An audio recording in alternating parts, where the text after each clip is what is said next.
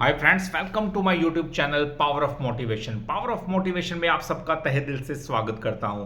तो दोस्तों, आज की इस वीडियो के अंदर हम बात करेंगे कि गिरते हुए बाजार में एक गुड न्यूज़ आई है। दोस्तों, अब आप बोलेंगे सर आजकल तो बुरी पे बुरी खबर आ रही है, गुड न्यूज़ क्या हो सकती है। वाकई में आप सही हैं दोस्तों, क्योंकि मार्केट में इतनी ज़्यादा गिरावट हो चुकी है। अब मार्केट ने एक बुल रन थोड़ा सा दिखाया था जिसके अंदर सबको खुशी हुई थी कि अब हमारे शेयर रिकवरी दिखा रहे हैं, अच्छा खासा ऊपर जा रहे हैं, वो भी कुछ ही दिनों के अंदर।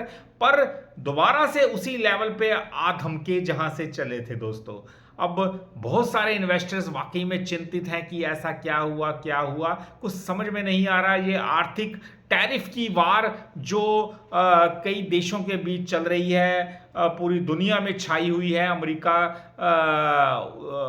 के डोनाल्ड ट्रंप जो प्रेसिडेंट हैं, उनकी तरफ से टैरिफ हाइक किया जाता है, फिर दूसरे देश भी बदले की भावना से टैरिफ हाइक करते हैं। तो ऐसी जुबानी जंग से दोस्तों, टैरिफ हाइक करने की वजह से मार्केट को काफी बड़ा नुकसान होते हुए हमने देखा है। जो मार्केट रिकवरी का रुख अख्तियार कर चुकी थी, वो फिर से धराशायी होती हुई हम देख रहे हैं। तो ये बहुत बुरी बात है दोस्तों, क्योंकि चढ़ते बाजार में सबको फायदा होता है और गिरते में बहुत बड़ा नुकसान होता है। और हम यहाँ पे पैसा कमाने आए हैं, पैसा गंवाने नहीं।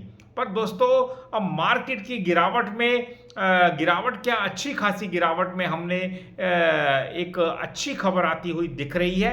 अब बिजनेस स्टैंडर्ड की एक रिपोर्ट के अनुसार दोस्तों, ब्रोकरेज फर्म मॉर्गन स्टैनली से जुड़े एक्सपर्ट का मानना है कि दिसंबर 2025 तक सेंसेक्स 1 लाख का लेवल पार कर सकता है। अब मॉर्गन स्टैनली जैसी इंटरनेशनल ब्रोकरेज फर्म का ऐसा मानना है कि भारत का सेंसेक्स इस साल यानी 2025 के दिसंबर तक 1,05,000 तक जा सकता है। तो दोस्तों, जो कि यहाँ से मैं कहूँगा कि 41% से 45% हाइक होगा, यानी ऑलमोस्ट 45-50% की तेजी हमें यहाँ से दिख सकती है। 1,05,000 तक का सेंसेक्स, यानी आने वाले टाइम के अंदर मार्केट के अंदर अच्छी खासी तेजी हम देख सकते हैं। एक्सपर्ट्स के अनुसार रिस्क और रिवॉर्ड भारत के पक्ष में रहेगा।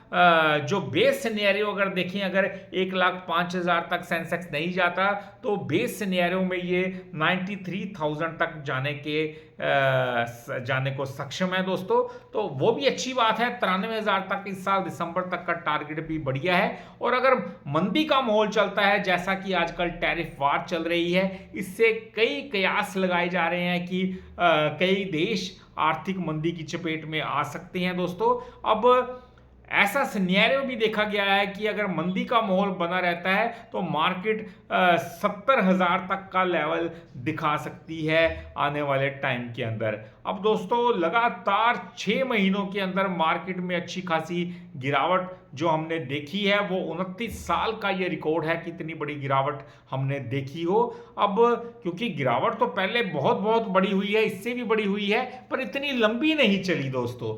लंबी नहीं चली मतलब एकदम गिरावट होती थी, कुछ ही दिनों महीनों के अंदर ही मार्केट फिर से बुल रन में आ जाती थी और नया हाई बनाती थी। पर इस बार का माहौल कुछ अलग ही है। इस बार लगातार 6 महीने ऐसे भी बुरे बीत चुके हैं, जिस वजह से मार्केट लगातार गिरती हुई हमने देखी है दोस्तों। अब दोस्तों, नवामा ने लार्ज कैप स्टॉक्स को अट्रैक्टिव कहा है, क्योंकि अच्छे अच्छे फंडामेंटल वाले स्टॉक्स जो इंडेक्स हैवी वेट्स हैं, वो अब अच्छी खासी पिटाई के बाद एक बहुत अच्छी चीप वैल्यूएशन पे आ चुके हैं। अब ब्रोकरेज फर्म के अनुसार private bank, insurance, telecom, pharma, cement, chemical overweight हैं इस टाइम, और metal, power, IT, auto, PSU पर अंडरवेट उन्होंने बताए हैं दोस्तों। अब नवामा का भी अपना उन्होंने पक्ष रखा है कि कौन से ओवर वेट हैं और कौन से अंडर वेट हैं दोस्तों। अब मार्केट की गिरावट के इस टाइम कई सारे कारण हैं दोस्तों। क्योंकि एक तो Q3 के रिजल्ट, 2 के रिजल्ट, ये दोनों क्वार्टर्स के जो रिजल्ट आए हैं Q2 और Q3 के, थोड़ा कंपनियों की जो कमाई है वो घटी है, रेवेन्यू घटा है, कई अच्छी अच्छी कंपनियों का रेवेन्यू डाउन हुआ है, जिस वजह से मार्केट में Q2 से ही पिटाई होती हुई हम देख रहे हैं। और अब Q4 के रिजल्ट आने वाले हैं, कयास लगाए जा रहे हैं, उम्मीद लगाई जा रही है कि ये पहले से बेहतर होंगे दोस्तों। अब एफआईआईज की भी सेलिंग हो रही है, क्योंकि जिस प्रकार टैरिफ हाइक की बात चल रही है, मार्केट में नेगेटिविटी का माहौल है, जिस वजह से ये कयास लगाए जा रहे हैं कि एफआईआई की सेलिंग भी इसके लिए जिम्मेदार है।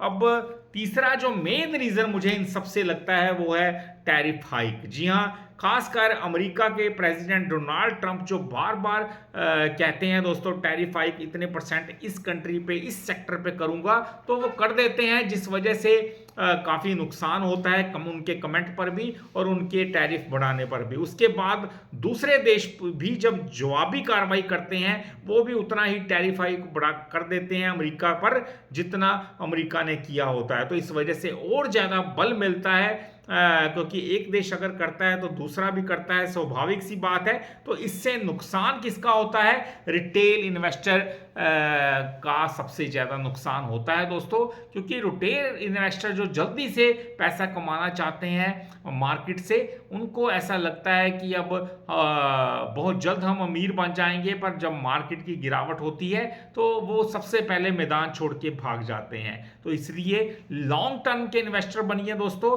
तो मार्केट के अंदर जो भी गुड न्यूज़ हो वो आप जबरदस्त मार्केट आउट परफॉर्म कर सकती है। इस टाइम इंतज़ार है एक पॉजिटिव खबर का। तो अच्छी बात है दोस्तों, जब गिरते बाजार के अंदर भी अच्छी खुशखबरी आती है तो माहौल अच्छा बन जाता है और सेंटीमेंट्स अच्छे बन जाते हैं। तो थैंक्स फॉर वॉचिंग। वीडियो अच्छा लगा हो चैनल को जरूर सब्सक्राइब कीजिएगा, क्योंकि ऐसे वीडियोस मैं डालता रहूंगा। पूरा एजुकेशन पर्पस के लिए मेरे वीडियोस होते हैं, ताकि आप सबको छोटी से छोटी बात भी